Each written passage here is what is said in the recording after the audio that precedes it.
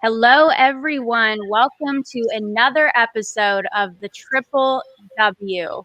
It is the week after All-Star, and we are ready to kind of get everyone refreshed. And it's been a while, and we're just gonna go full force. I'm Becca. I'm one of the ladies from Triple W. We usually start the show off with a song of the week.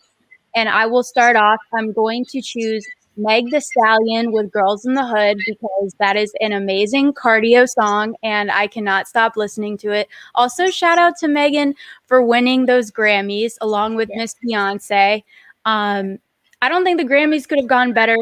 So I'm happy with it. And I'm going to kick it off to Bree. Bree, what are you listening to? So my song for this week is, which I agree with everything that you said, Becca. Congrats to them. The Grammys was good for being in the quarantine and everything. But yes, my song is Misery by Gwen Stefani. And if you are a Wizards fan, maybe after the All-Star break, we celebrated Brad. It was great. And then now we're kind of in misery right now with the losing streak, but we'll get into that later. Carita, what are you listening to? Well, I'm going to change it up a little bit, and my song is Lemon Pepper Freestyle, Drake, featuring Rick Ross. Some new music that came out, and I'm for a Florida girl, so I would love some Rick Ross. I also like Drake, so I'm like, hey, that's my song this week. Why not? And that is a dope song. It really is a dope song. I actually just heard that recently. So I'm going along the lines of Becca, and I'm picking a Grammy Award winning type of vibe. And I'm choosing Brown Skin Girl, also by Beyonce. Her daughter, Blue Ivy, was one of the Grammy winners. I thought that was so adorable. Like, Blue Ivy won a Grammy. So that is cute. I wanted to pick that song for my song that I'm vibing to this week. And WizKid is on that song too. WizKid, that's right. Exactly right. Yeah. I really wish that Blue was up there to accept the award. I know due to COVID, but it would have been so cool. And she's gonna that's a major flex to be that young and have a Grammy under your belt. So and she has so many awards already. It's crazy. Like, she is a businesswoman at however old she is. Right. Here's my hot take. She will have more Grammys than Beyonce when she's Beyonce's age. That's just a hot take, but I think that's pretty reasonable, don't you think? I mean, she's already gotten a head start over anybody her age, so right. And I heard she raps too, so she might. She raps. So she dances. I mean, Blue Ivy does everything. Could win like 10 Grammys for one song in one night. Like, she's gonna have a whole album next year. So I mean, look out for her album. It's gonna be great. Well, we've got a great playlist. Make sure you check in with it. We'll have it updated for you. We have Music Mondays. Every Monday, we got a little thing on our social media to remind you to subscribe to our playlist on Spotify.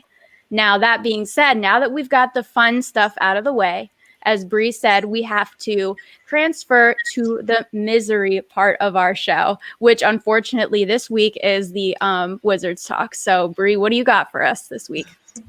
Yeah, so unfortunately, after, like I said before, after the celebration of Brad and his, even though they did lose, his team lost the All-Star game, they came back, and I guess the break was just not long enough because, unfortunately, they have not won a game since, and it's been sad, and we're trying to figure out what is going on. The recent game that just happened, Coach Brooks, after the game, he was a little emotional about these losses, right, Candy? Right, exactly right. So we were just talking, the ladies and I, we were just talking before we got on, and we said, last night, I don't know, you guys, I just felt like that was probably the most emotional I had seen Scott Brooks. Was he crying? No, he was not crying, but he made it very clear that he does not like to lose. Let's check in on this clip and let's all watch it together here. It's no fun losing. There's no C's or B's like I used to always get. You either get an A or you get an F, and when you lose, it's an F. And that's how I think of competition. Every day I want to win practice. Every day I want to win a film session. Every day I want to win a game. And when you don't win it, you feel like crap. And you go home and you don't sleep. You figure out ways to beat yourself up and criticize yourself. And then you look at ways that your team can get better, and you come back up and you find a way to battle back and step up and enjoy what you do and be passionate about what you do and care about what you do and love what you do and find enough energy and love for the game the next day. And I'm not going to sleep tonight. I'm going to be miserable until I wake up, and I'm going to love my opportunity to get this team better. And that's what we're going to do. We're going to get better tomorrow. And then come back against Sacramento, and then we got Utah, and then we know what we have to do after that on the road. It's part of being in competition. You get 48 minutes to decide if either you win or you lose. And when you don't, you want a team that doesn't feel good about themselves. And I like the team that I have. They don't feel good. I've been on teams when you lose, you just go to the next game. And you lose, you go to the next game, and then every 2 weeks you get paid. We're not like that. We work every day. We got some experience that we're gaining every day. Guys need it, and they're getting it, and it's going to pay off. I trust it, and I trust their work, and I can't wait to see us keep improving every day. Yeah, I was like, wow. I had to look up because when sometimes you multitask a bit. At least I do on the press conferences. And I was like, geez, Coach Brooks not going to sleep tonight. He said he was miserable. I guess he listening to misery too, Bree. He listening to that too. I was like, this is really, I don't know. Maybe I could be imagining things, but I don't think that I am. I was like, I have not heard Coach Brooks respond to a loss like that ever since he has been the Wizards coach. And he just seemed like, hey, listen, we're tired of it. And apparently he was very tired of it as well. I don't know what do you all think about that? Yeah, that was definitely the most transparent I've ever heard him be about losing and like the impact that it has on him and even the team. I mean, he said before, this team doesn't like losing, but he's never talked about like how it feels for him. So I thought that was definitely an eye opener. I know it has to be tough because especially this year with his contract and you have fans calling for his job, like he knows that. He feels that pressure. And so with the team not doing well, I'm sure it's like a domino effect on him too. And he just finally kind of admitted that. And it's probably very disappointing to have that momentum that they had before the All-Star break and then come back from the All-Star break and you don't have that at all. They haven't won a game and their schedule only gets harder. I mean, it takes a toll, like you can only be even as a coach, like Carita said, you can only take so much before, you kind of beat yourself up. And I think he's at that point. Also to add on, I don't know if you all are familiar. You're familiar with this, of course. After every All-Star break, it seems like the Wizards go on a losing streak. So it's like they have to go through this. You know what I'm saying? Like they always go through these things. And to Carita's point, I would just say that, I mean, we've had issues with that in the past after All-Star breaks. And yeah, I mean, it is very hard to watch this team struggle after everything they've done prior to the All-Star break. Yeah, I think even with the losing streak that they go on after All-Star break, it's just like, this is the time. I mean, obviously the whole season, your goal is the playoffs, but especially when you come back from the second half, I guess I would have to say, what is it like? Why are you not prepared? Because you have to play. And I mean, they call it All-Star break for a reason. So I know it's like a little bit of a break, but only Brad went to the All-Star game. So right. Everybody else, should have been practicing and focused. I just don't know what it is. Granted, the Bucks are a tough team. They got Giannis. The Grizzlies are a tough team. They're a young team. They're hungry. I'm surprised that they did have such a hard time with the Grizzlies. But it's like at this point, no excuses. Like you just have to like get it together and keep it moving. And I just hope they do. Yeah, one thing that Brad mentioned in the presser is, I think that was just last night, y'all. Listen, all the days are running together when you cover the Wizards. Yeah, they really when do. You cover basketball, they're all running together. So I don't know if it was last night or Saturday or last Wednesday, but Brad said in one of the pressers about how they have to stop getting into such a deficit. Yeah, like trying to be the comeback kids is not. It's not working. I mean, it worked a few times, right? But they got to get out of that. They have to play hard all 4 quarters because teams are on to them now. I feel like Carita, I think all of you all had tweeted, but I think I may have seen Carita's tweet first about the Grizzlies having the Wizards number. Like they do. Grizzlies figured them out. And just like the Magic. Just like the Magic, yeah. Exactly. They haven't beat the Grizzlies in the last 3 matchups. So the 2 this season and then also last season. And 2019. They can't stop Ja Morant because last time, Bree, you remember this, he got his first triple-double in his career playing the Wizards. And he had his ball and he was in the locker room and it's like, yeah. And once again, he balled out. This time playing them. Another thing Brad said in the presser is that they're back to not defending well. And when they were winning and at their best, they were playing better defense. And to your point, they come back from these deficits, make it like a 5-point game, and then they forget about defense. And then the team is like back to having like a 10, 15-point lead. And it's like, oh, what happened? Like we were just there. So they have to get back to defending the ball too. They make it so hard on themselves, and I think I will give them a pass only because Memphis is a hard-nosed, not flashy team who will punch you in the face if you're not careful. And the Wizards were certainly not careful. Memphis is a lot better team than most people give them credit for. So, and they're always a great team. And we know this because we see them. But a lot of fans, they're confused as to why the Wizards lost to Memphis. Well, they play defense. The Memphis Grizzlies play defense too. We don't.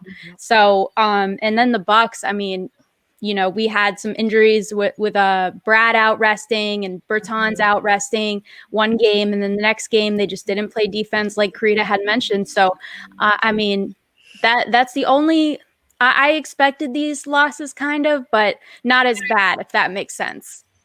Yeah. And I think over these few games, I mean, you can't expect them to win every game, but you need that one game for that momentum and for that spark. And I think after that happens, hopefully we will see a totally different team.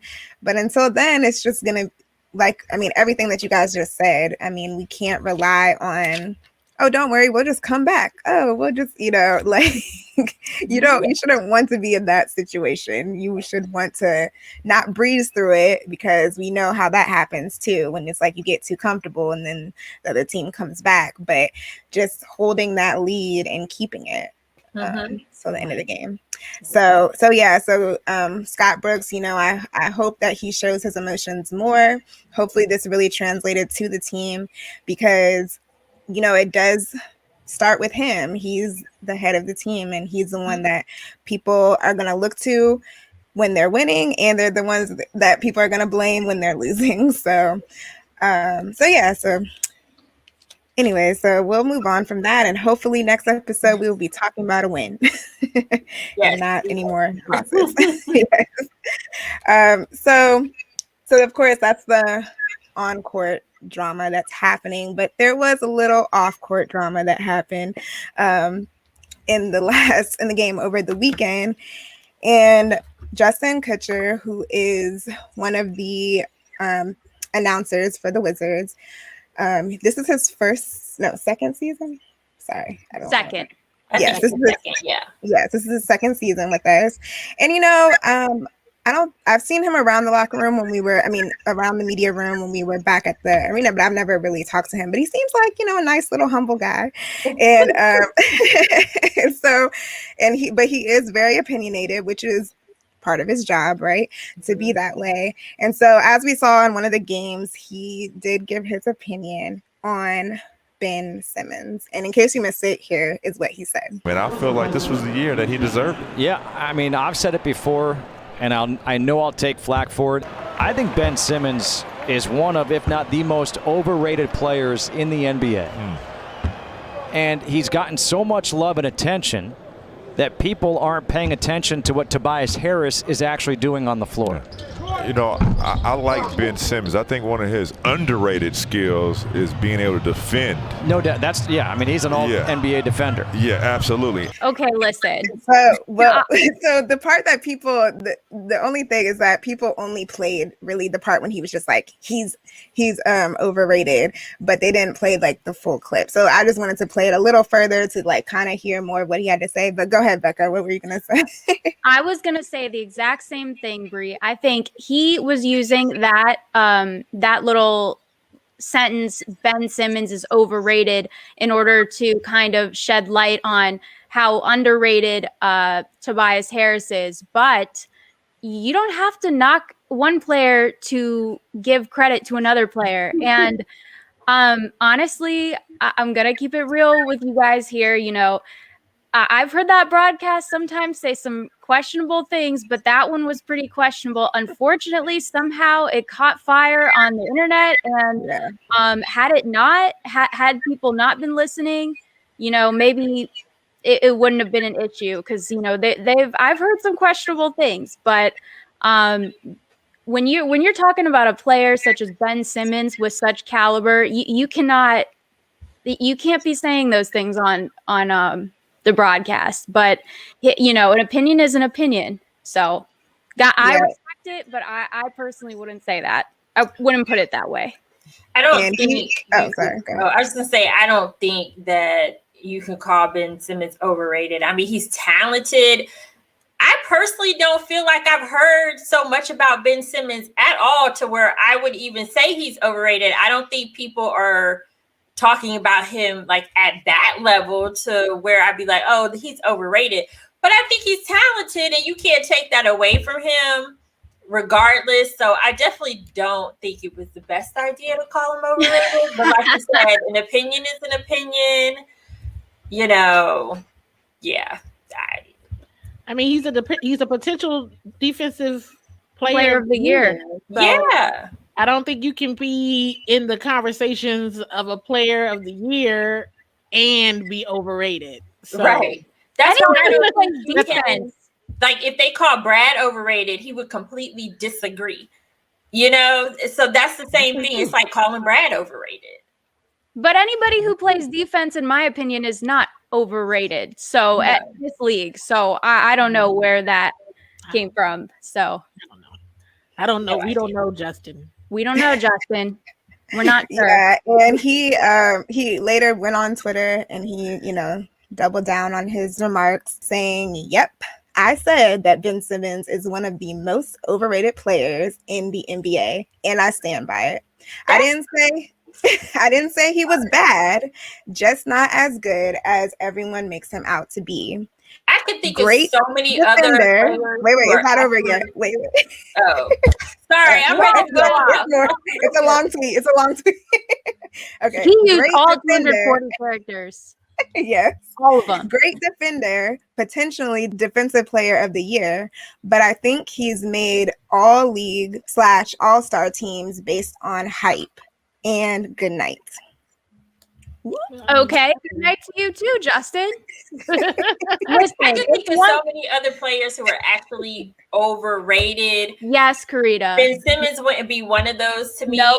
It's just like Candy said, you cannot be in the conversation for defensive player of the year and be overrated. Right. No, like, you're putting your money where your mouth is if you're in that conversation. So I'm sorry, Justin. I can't get with you. Justin, and he doubled down on it. He doubled instead of, right. If I said something questionable on air and I knew it, I would have just I would have brushed it off. I wouldn't even acknowledge it on Twitter the next day. I would have been, pretend it didn't happen. But the fact that he doubled down, he really meant it. Or just apologize and say or just say I didn't mean it. Or you don't have to apologize. Just say I didn't mean it that way. Just kind of take off some of the heat from that comment, but he said, no, I'm not going to do that. I'm just going to go on Twitter and tell you that that's how I feel. I stand by it. Okay. I didn't even know he did Twitter until this. I learned. I was like, oh, Justin's on Twitter. Oh, the 76ers fans was on fire. Or now I was like, oh gosh. They were inconsolable. And so was I. Everybody was. We were like, whoa, we don't want this heat. And I think the part that either messed it up even more, or I don't know, but Ben wasn't even playing in that game. And so he was at home watching the game. I mean, not that he watches the Wizards broadcast. Of course, I'm sure he was watching the Philly broadcast of it, but he, of course, saw these comments, and here was his response. Like, usually I see a lot of shit on the internet. So when I saw that one, you know, I had plenty of time because I was on quarantine still. So I scrolled through his Instagram, saw who he was. But it is what it is. He was like a 5'5" commentator for the Wizards. I can't give him too much attention. You know, I was just playing a little game with him, but it is what it is. Everyone has their voice and they can say what they want. Man, Oh my God. First of all, Ben, don't come for us short people, okay? Don't come for short people. First of all, show us some. Listen, we're short. Me and Bree are some, you know, meatballs up in here. We're shorties, but listen, don't come for us short people because we respect you, Ben. We respect you, but honestly, Justin can catch that heat. That was crazy.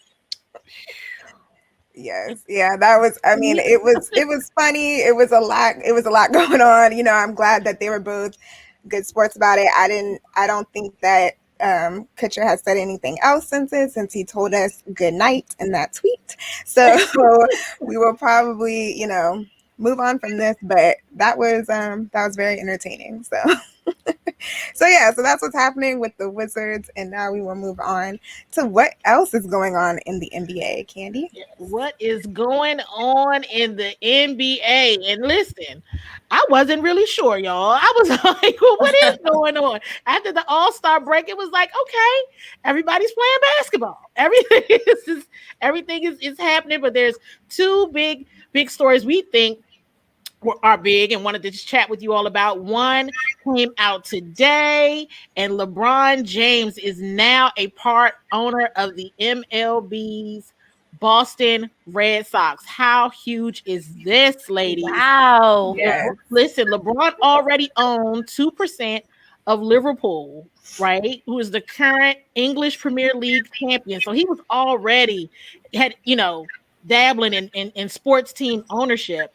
But he has joined Fenway Sports Group as a partner, giving him an ownership stake in its subsidiaries that include the Boston Red Sox, Liverpool Football Club, and other things as well. And I want to mention that his business partner, Mav Carter and James, they are the first Black business partners with FSG. Ladies, your reactions to this huge move for King James? Way to go. Yeah, that's how you do it. I mean, it's not just about playing the game. You have to, if you can, make moves outside of that, because eventually he's not going to be playing anymore. So he's setting himself up for his future. And I'm all for it. And I think also making history, like being the first Black partners, I'm all for that too. So LeBron James is a smart guy, though. Yeah. So I'm not surprised by this move at all, but I think it's pretty awesome. And I know Boston fans are hype. Oh, yeah. They gotta be. And it's just like what Carita was saying, it's about longevity and legacy. And LeBron is setting himself up for both on and off the court, as we can see, you know, and the fact that he's bringing his friends, like his family, his friends along with him on this ride. I mean, not even that they're like riding his coattails anymore, because they're their own businesses and they have their own names now as well. So it's just a great to see a community thriving together. And he's got a lot going on. I don't know how he keeps up with everything, but keep going, LeBron. Like, this is beautiful to see. I'm sure he got people. I'm sure he has Yeah. business, like advisors and a whole team. LeBron, you trigger me on the court, but I'm proud of you off the court. So let's go. That was a huge move and definitely inspirational for everybody to see. Very, very, very, very cool. So way to go, King James. It's probably about the only time we'll root for you. It's like, no. I agree. So the next news that we wanted to talk about, this happened while we were all enjoying our All-Star break. I think it finally all went down on All-Star Sunday, and that was Blake Griffin joining the Brooklyn Nets. I was like, what are the Nets doing? I feel like I've been saying that all this season. What are the Nets doing there? I feel like they're just building. Now, Blake has not played yet. He has not played yet, but at some point he will. And I'm like, what are they building a team to beat King James and the Lakers? Are they straight up going for the championship this year? Reactions to this move, ladies, good or bad or indifferent? I'm indifferent. And the reason being is because Blake Griffin, still a talented player, but he's not the player that he used to be. I don't see this signing as a game changer. I think that he'll come off the bench and he will contribute, but I don't think that signing Blake Griffin is like the lockdown to getting the Nets the championship. But they're definitely going after the championship the way they are putting the team together. But I am indifferent about the signing. I think it's like, okay, cool. He'll come in, he'll contribute. But like I said, I don't think it is going to really change or move the needle that much for the Nets. The Nets have got a lot of star power. They've got Kyrie, Kevin, James Harden, DeAndre Jordan, even, they've got a lot of players, but as Carita said, some of them are not in their prime and their full potential. But should all of them stay healthy, like, I don't see a reason why they wouldn't at least, get to the finals and compete with the Lakers. So yeah, I would absolutely agree. And I just think that, I guess what I'm saying too, Becca, is even without Blake Griffin, I feel like they would have been fine and still would have made it to the finals. Extra. So he just didn't move the needle for me in the way that I think it's gonna like thrust them forward. I think they probably would have got there anyway. Agreed. Yeah, and I think that too is it's just gonna be interesting to see what's gonna happen, because we still haven't even seen the Brooklyn Nets to their full capacity before the move, like, because since Durant has been out, and so and people were hesitant about that on court chemistry. So now you're adding in another person with a personality who is used to being a star as well. Yeah, and so. Hopefully it's not too many too many chefs in the kitchen, but we will definitely have to see what's going to happen. It should be interesting. I mean, a lot of people are expecting them to make it to the finals, so it would be I don't think we would be disappointed in that match, if it's Lakers versus, or even whenever they play again next. Like, I don't think anybody would be disappointed. It would just be very, very interesting. I mean, listen, they still haven't beaten the Wizards yet, so maybe Blake Griffin. Maybe they had to get Blake Griffin to beat us. I mean, seriously, right? That's interesting. It's like the team projected to go to the finals cannot beat the Wizards. They can't. It's like, Wizards, you can beat all these other teams if you can beat the Nets. The Nets cannot touch us. So. If you guys had to have Blake Griffin on the court, you think that's going to be a deal breaker? I don't think so. I think Rui can handle him just fine. Shout out to Rui. And that's that on that. Well, ladies, listen, that's what's going on in the NBA. I'm getting ready to turn it over to Carita to do our Women in Sports Spotlight. Yes, so it's Women's History Month, as we said on our last show. We just celebrated International Women's Day, and the Wizards actually posted on their social media this graphic showing love to the women of the Wizards. And we recognize some of these faces like Ketsia, Ariel. And I thought, with the help of Candi, that this would be great to just showcase these ladies. I mean, we've talked about how hard it is to be a woman in sports. And I'm going to show this again. Like, look at all these women that are part of the Wizards organization, and they really keep things going. We see them all the time, most of them at the games. And then there's some ladies who are behind the scenes, but all of these women are important. And without them, you know, the Wizards wouldn't be the same well-oiled machine. That's just a fact. Adding women into the mix is just, you know, we make things better. So that is who I am dedicating my Women Crush Wednesday to. And also our Women's Spotlight are those ladies. Does anyone have anything else to add? Thank you for all you do. Like, seriously, I mean, Carita's right. These are the women that we work with, many of them directly. Some of them also wear dual hats, right? They support the Wizards, they support the Capital City Go-Go, and they support the Mystics and the Caps. So we know them through the Wizards, but we also see them in other avenues with Monumental Sports as well, and they do a phenomenal job. So kudos, ladies. Yeah. They're always so sweet. They're always so professional. You know, pre-COVID, we always would see all of them. I mean, we see them in the hallways. They're always smiling. They're always having a good time, but they're also working hard. So, you know, and that's just the thing that people don't understand. They're not just working on the game days. They're working every single day behind the scenes, like Carita said. So definitely show them some love. I mean, they're great at what they do. Yes, and just like what everybody else said, but I want to give us, you know, even more of a shout out to Ari and to Tanya, who are work with the media side of the Wizards. If you've seen any post-game interview from the Wizards, that is done by Ari. If you've seen any video that's been on the Instagram or anything, that's done by these two ladies.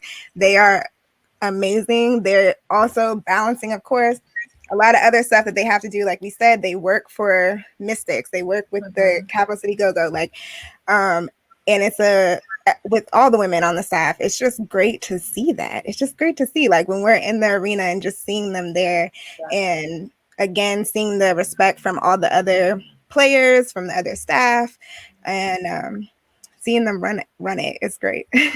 Yeah, I just really love that graphic, and I'm glad the Wizards took the time to showcase those women, because they don't get the spotlight the way that, you know, others do. But they're a part of the team, and the diversity. Love the diversity of the team as well. So shout out to those ladies. You are our Women's Spotlight for this week. Yay.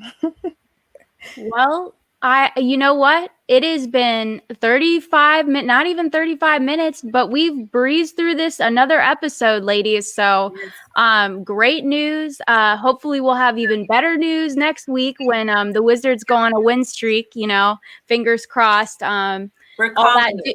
Any superstition that you guys have for like winning, do it. If you wear your pajamas inside out, or you wear one. Pull out my sage again. I know. Bring out your sage. Listen, I need you to do it all.